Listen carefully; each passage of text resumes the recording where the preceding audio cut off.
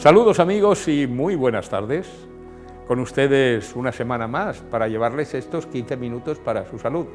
Hoy les confieso que con el doctor don Francisco Castilla vamos a tener oportunidad de hablar de un tema particularmente interesante y curioso, porque vamos a hablar del síndrome del estrés crónico del trabajador. Así es, buenas tardes. Sí, buenas tardes. Es un trastorno psicosocial, el síndrome de burnout, o síndrome del trabajador quemado. Es un trastorno psicosocial en que los individuos que padecen, en el ámbito laboral, lógicamente, que padecen agotamiento físico y emocional. Agotamiento físico y emocional. Bueno, hay que decir que esto no es ninguna tontería, no. Porque tal vez ustedes dicen, bueno, pero ¿a qué porcentaje de la población hay un porcentaje tremendo, laboral sí, afecta? Y sobre todo afecta a un 40%, ojo, un 40% de los trabajadores en España, y más del 50% de los empresarios. O sea que estamos hablando, 40% son palabras mayores, de los trabajadores y más del 50% de los empresarios que confiesan sufrir estrés. Bueno, pues todo este tanto por ciento es el causante en España del 30% de las bajas laborales que hay en España. Es el causante del 30%. Ojo, que eso es el índice de productividad. Es tan importante que la Organización Mundial de la Salud ya lo ha incluido, ha introducido definitivamente en su clasificación internacional de enfermedades el desgaste profesional o síndrome del trabajador quemado o burnout en inglés, que resulta del estrés crónico y agotamiento en el lugar de trabajo. Vamos a hablar exactamente qué es, ¿no? Dice, ¿qué es exactamente el síndrome de burnout? Es un trastorno psicosocial. O sea que influye la psique del propio enfermo, del propio trabajador y el entorno en el que se desarrolla el laboral, que ocasiona que los individuos padecen agotamiento físico y emocional. ¿Esto qué quiere decir? Pues que es una respuesta psicológica caracterizada por un deterioro, deterioro cognitivo y afectivo que produce conductas negativas, y ojo lo que te decía, y comportamientos fríos, indiferentes y cínicos. O sea, así es como se define esto. Una respuesta psicológica caracterizada por un deterioro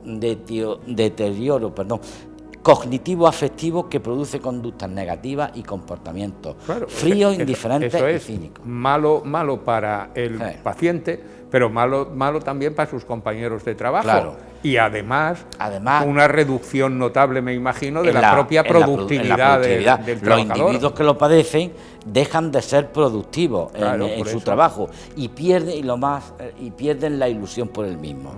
¿No? Así es que tengamos en cuenta que esto es un síndrome muy importante.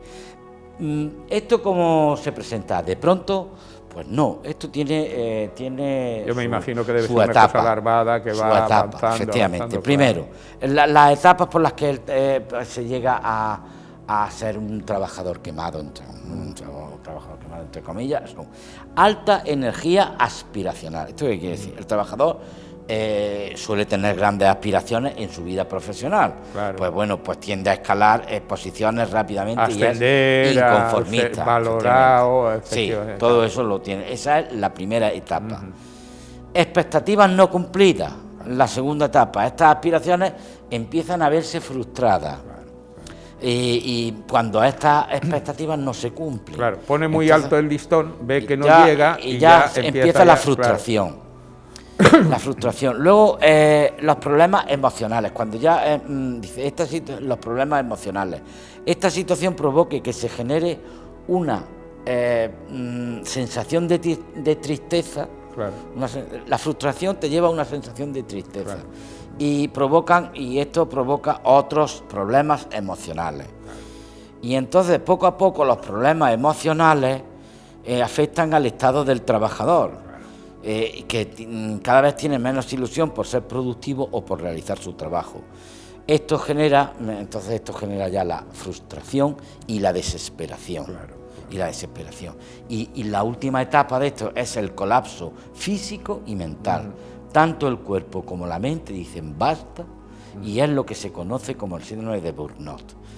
¿Qué síntomas tiene? Eso hemos llegado ahí por esa aspiración. El trabajador empezó pues con grandes expectativas, esas expectativas no se han cumplido, han pasado a un estado de ansiedad, después ya una frustración completa, y desde la frustración pues y a una desesperación, y de la desesperación al colapso físico y mental. Claro, yo me imagino que además todo esto contribuye, y de qué manera, a su relación con su entorno, sí, sus compañeros ahora de vamos trabajo, a hablar y de todo eso eso, también, que me imagino que...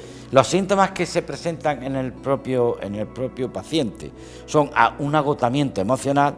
Él mismo siente que no puede dar más de sí. Claro. Él mismo lo dice. Su agotamiento tenemos que tener en cuenta que es físico y mental. Físico y mental. Luego, otro síntoma es la despersonalización. Sentimientos negativos hacia todo su entorno laboral.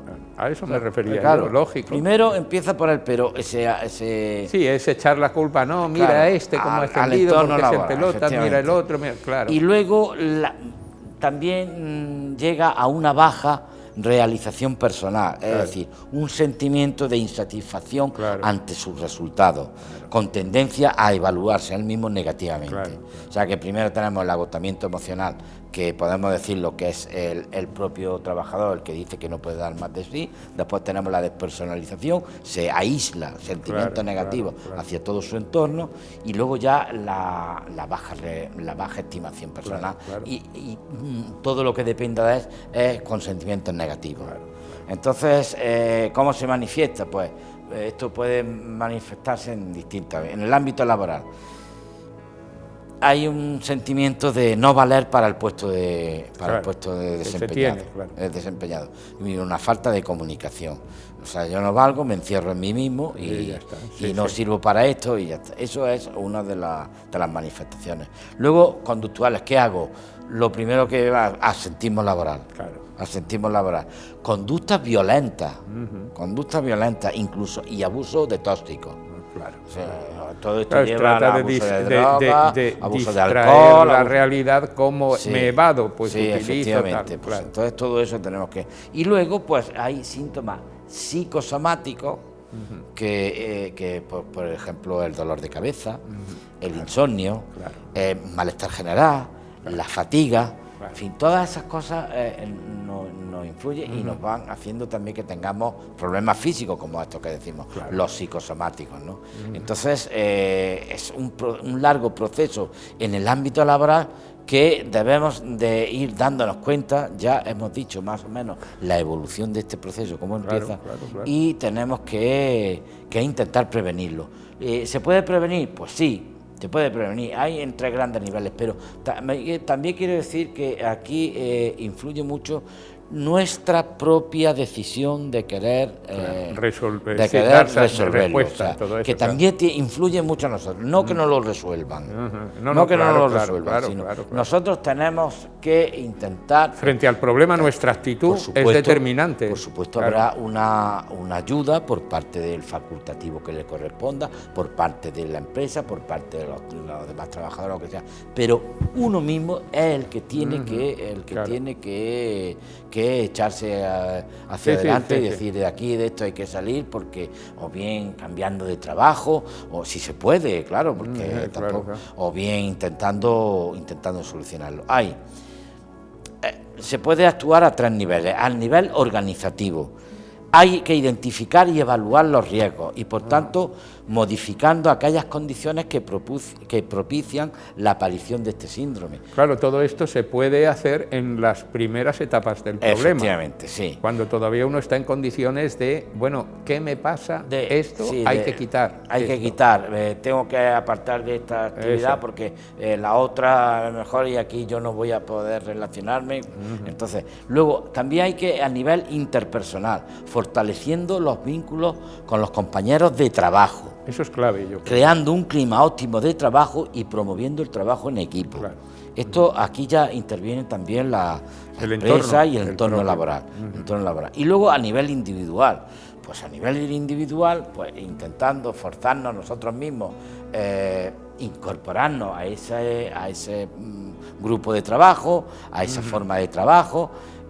Por nuestra parte, pues realizando programas de formación continuada, reciclando conceptos sobre todo para conseguir una nueva orientación profesional. Claro. Porque si vemos, esto pasa como, si no puedes con tu enemigo, pues únete con él, ¿no? Únete a él. Si no puedes con este trabajo, pues intenta reorganizarte de forma que en otro que estés más cómodo. Que Y un aspecto que a mí me parece muy importante, puesto que esto se inicia en un proceso de decepción, de frustración. De frustración, sí. Lo que uno no debe hacer en general es poner sus expectativas demasiado altas. Sí, eso claro, es fundamental. Claro, ¿no? ahí es que ese es el primer paso por donde se empieza claro, para por llegar ahí a hay este que empezar, síndrome. claro. La expectativa hay que Oiga usted, yo no puedo dentro de los ascender a los límites. 6 meses o no puedo ponerme por delante de este otro compañero. ¿Por qué? Pues porque la cosa es como es y hay que saber evaluarse. Yo no soy Dios aquí para llegar. Valorar los riesgos, evaluando los riesgos. Sí, es que tenemos que evaluarnos, por eso claro. tenemos que prevenirlo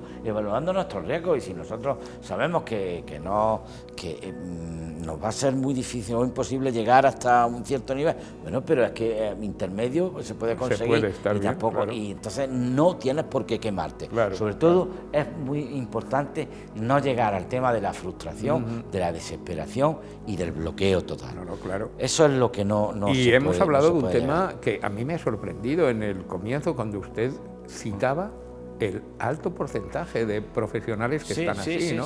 Tanto de empresarios como de trabajadores.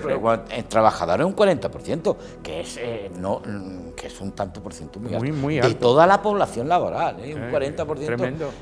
Que lo tengan diagnosticado, evidentemente ya hay bastantes menos. Que lo tengan diagnosticado. Pero que lo padecen. Lo padecen un 40% y los empresarios mucho más, los empresarios más del 50% que lo padecen. Y todo esto, pues claro, pues va generando, va minando el clima laboral, va minando la propia salud del que lo padece.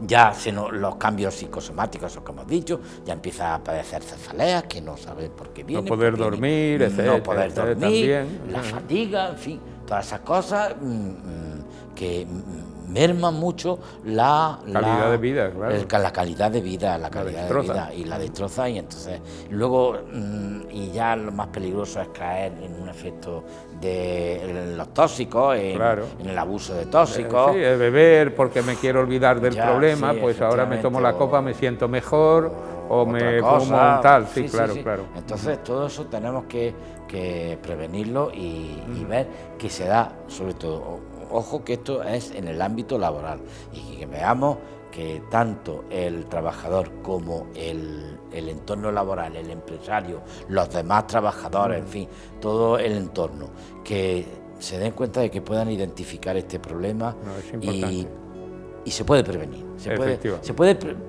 prevenir y se puede atajar. Efectivamente, se puede dar la vuelta al problema y resolver. Con la colaboración también de los compañeros. De todos los trabajadores. Muchísimas gracias, pues nada, amigo don Francisco Castilla. Vamos a cerrar el ciclo la semana que viene ya, porque se nos termina el mes efectivamente, y tenemos derecho a unas vacaciones van a ser largas, hasta el mes de septiembre. Sí, bueno, pues nada, aquí estaremos también en el mes de septiembre. No, pero todavía creo que nos queda una semana, ¿no? Todavía queda una semana. ¿Y de qué vamos a hablar ya? El último. Del ictus, del código ictus. Es importante, importantísimo el tema. Vamos a hacer, el código ictus. Ya hablaremos la semana que viene. Muchas gracias. A ustedes y a todos amigos, ustedes. Muchas gracias por la atención que nos han prestado. Vamos a volver, como ya lo acaban de oír, dentro de 7 días. Y yo a la hora de la despedida les digo lo de siempre: procuren ser felices y vuelvan con nosotros. Hasta entonces, reciban el saludo de José Ignacio Blanco. Buenas tardes.